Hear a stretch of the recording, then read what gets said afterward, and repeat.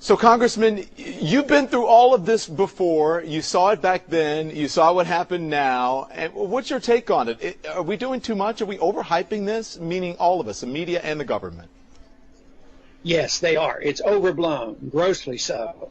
And I just wish people would back off a little bit, stop and think for a minute, and not panic people. There's too much hysteria in the country, and so far there hasn't been that great a danger. So the sooner we get calmer, the better I'll feel. So take us through it. It was back then, 1976, I believe. You were a freshman congressman. Take us through what happened. The same sort of thing. Swine flu. People were concerned about it. Talk to me about it. In 1976, I was sworn in a special election, and I obviously was very new to the situation.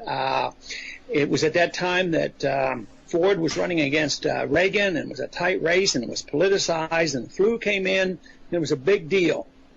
We had a vote to indicate that we should inoculate everybody in the country. Medically, it made no sense to me, and politically, it sounded like a bad deal. There were two of us that voted against it. Another doctor, Dr. Larry McDonald, and I said it was bad medicine, was bad politics. And it turned out that that was pretty perceptive, because we only had one person die from the flu, and that might have been from other reasons. 25 people died from the inoculations, and then the whole program had to be suspended because a lot of people got deathly ill from the inoculations. So that sort of put me on my toes when this came up. I thought, well, how much should we do? Why should we be deferring to the World Health Organization, the United Nations, to tell us how to practice medicine? So I immediately thought, well, you know, what are we doing here? Why are we scaring people? And if you look at what's happened this past week, it's been tragic when you think about all the schools being closed and people staying home and sports events closed. Some people are saying it's CYA on the part of our government because they don't want a Katrina-like response to this, just in case it does get worse. Do you agree with that? Oh, yeah, it's politics at its worst. And I think about it in medicine. Think of all the things we as physicians do in medicine, because we're always terrified. Medicine, you practice by terror, because you're always worrying about Monday morning, the attorney might get you. What didn't you do? Yeah. The politician acts the same way. The politician acts, oh, if we didn't do it. And there is actually 25 people who died from the flu. You know, last year, 32,000 people died from the flu, and probably 650 people died from tuberculosis. So, Congressman, there's all these problems that people just totally ignore, and this gets so hyped, it's sort of discouraging. Well, then what should we be doing? And what, if you were in charge, what would you do? I would probably do a lot less and just think about it and see if there's any need to do anything at all.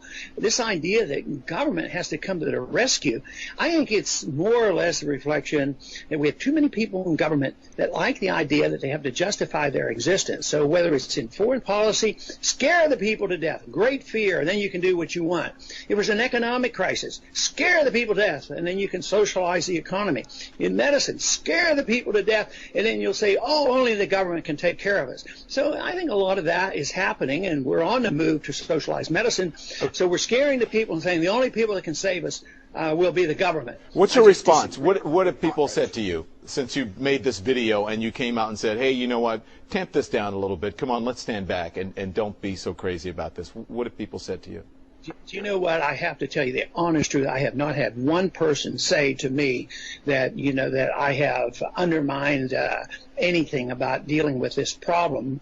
Everybody comes out, you know, that's exactly what I thought. It's about time somebody said it. It is just an attempt for governments to scare the people. I'm sure there are a lot of people out there that might disagree. Right. And I don't downplay the seriousness. As a physician, I don't say, well, there's no danger at all whatsoever, but you got to put it in perspective. Put it in perspective of HIV and AIDS and tuberculosis and all these things. It really is a total non-event.